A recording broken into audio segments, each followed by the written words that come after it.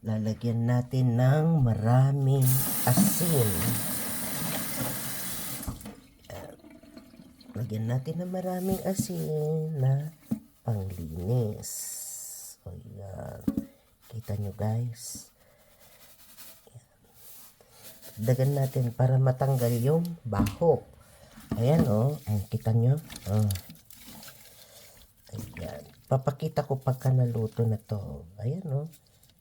Kita nyo. Lilinisin natin mabuti. Ayan. Ganyan.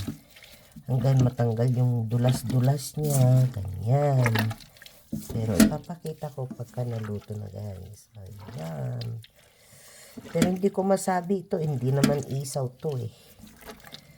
Yung ano yan. Oh, yan. Kita nyo. Ayun.